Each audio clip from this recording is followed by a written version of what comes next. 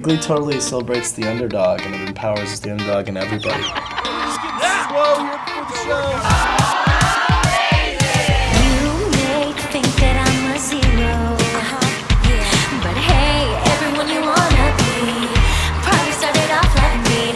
You may think that I'm a freak show. I don't know.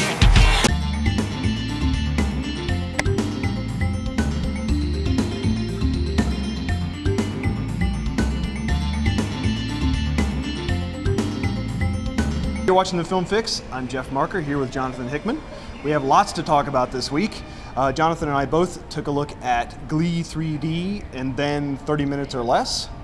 And then you took a look at... I was lucky enough to go to what they call, it was a red carpet, but it was green because it's PGA Tour, it's PGA Championship Week that's taking place here in Atlanta. And I saw a movie called 7 Days in Utopia. But what was really special is I got to talk to people like Robert Duvall on the green carpet, as well as a number of golfers. So we're going to show some of that footage and talk, show them talking to me on the red carpet. You're in high cotton, as they say. I guess so, you know. I did my best. I'm not an old pro at the red carpet thing. So, but, let's get things started by talking about the GLEE film. This is a concert film, and I've seen exactly 3 episodes of GLEE, so I could not possibly be considered a Gleeker. And I know they're very, very serious fans. I know you've seen a little bit more of it than I have. I know GLEE by marriage, and so it's sort of like marrying into a religion or something. Don't say anything negative about GLEE, or else you'll have to go into the witness protection program. The wrath of the Gleekers. Yeah. My problem with GLEE is that the television show is very adult and sophisticated. And I have a 7-year-old and a 9-year-old. And when I hit Netflix, because GLEE is available on Netflix, and I played the first 3 episodes, by the 3rd episode, it became a little too adult for my children. So I had to move on, even though I admired, it has that fame moment when you realize the kids are very talented and it starts clicking. I did like this GLEE 3D concert thing. Well, the sexual content shows up here. It's not quite as intense as some of the episodes get, actually, because they don't really play out story scenarios so much. They have little vignettes here and there to kind of add some comedy, but otherwise this is a concert video. But I think it's a fair point about the show, and actually I know some GLEE fans, my wife, who've been a little bit disappointed because the first season they didn't go quite so far, and then they've pushed the envelope ever since then. But we just took a look at, we just saw 30 Minutes or Less, and several people brought their children to this R-rated movie, and so I think we're just fighting a losing battle talking about the kind of content that shows up on the internet TV. has made all of this stuff so prevalent and available.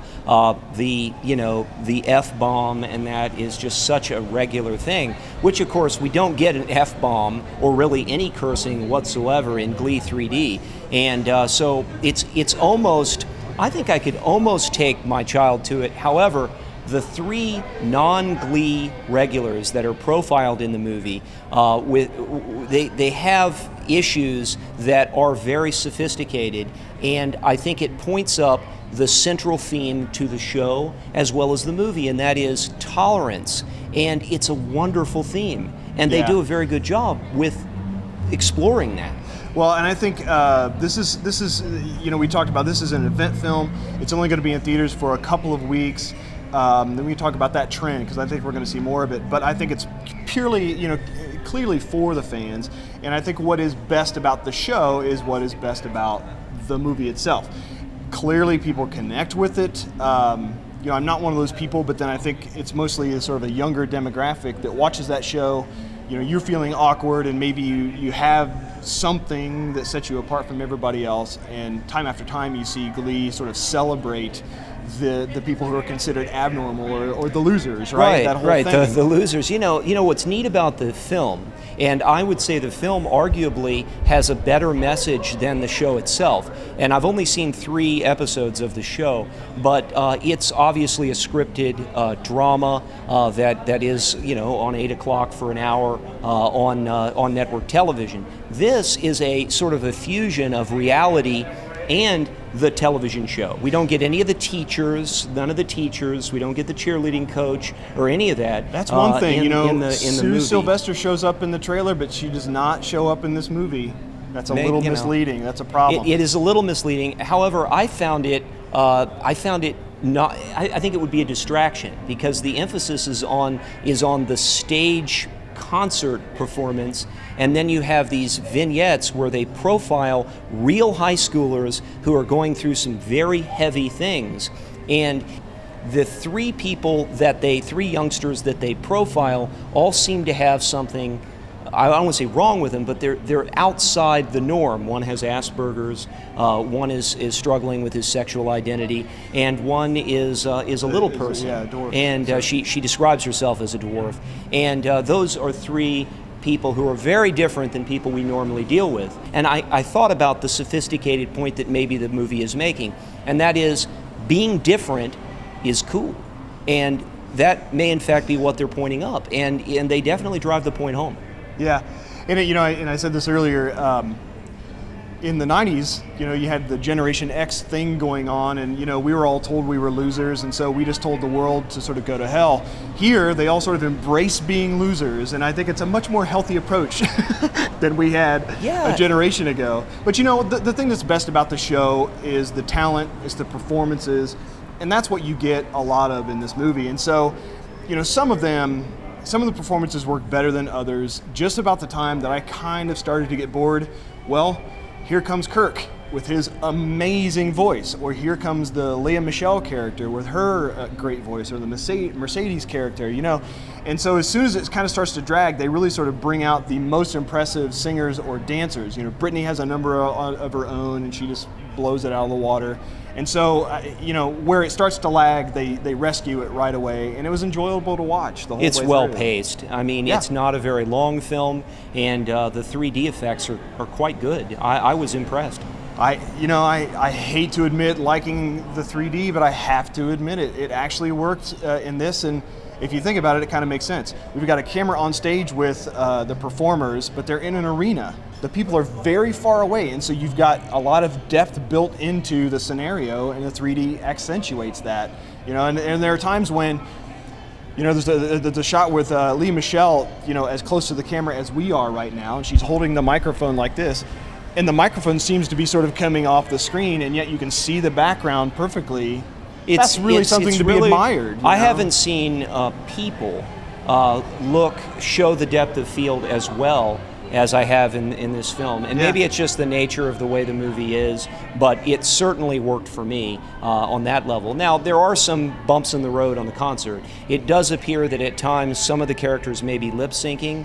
The sync itself is not exactly right at times. There are two sort of related but different issues. There are times when the performers are primarily dancing and they're sort of singing along, and they sort of pull a Janet Jackson. Janet Jackson perfected the technique of having a voice track play while she's dancing, and then the voice track disappears when she sort of slows down and she actually sings live, and they do that a lot here, which I kind of have. I wish they wouldn't.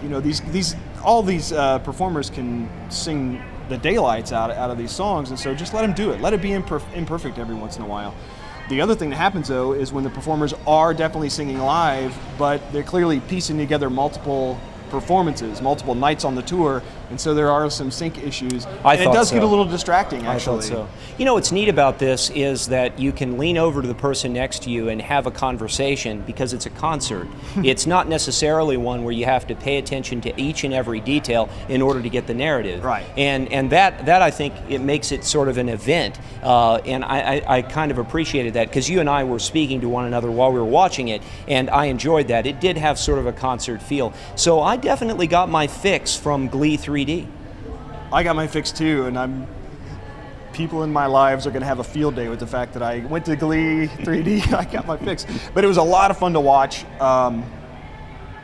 What else to say? The only thing I will say is the only things I disliked about it are the things that I usually dislike about concert videos, and that has to do with the sync problems. And we hear a lot of crowd applause in the background, which sounds a bit artificial at times. It's definitely pumped up and everything. We don't need that, but live albums do the same thing all the time. Yeah, I So, mean, are we supposed to cheer in the theater? Are we supposed to go crazy in the theater? I don't know. people will. I Yes, guarantee see, that's you, the people thing. will. You don't know how is it an interactive thing. So let's move on. I want to play some of these golfers that I talked to last night, and one of them is Rickie Fowler. Now, he is probably the hottest young golfer on the planet, and he was very gracious, and he offers words of advice to high school golfers out there. So if you're watching GLEE and you also play golf, here's a word from Rickie Fowler. Well, you know, every young high school golfer wants to be Rickie Fowler.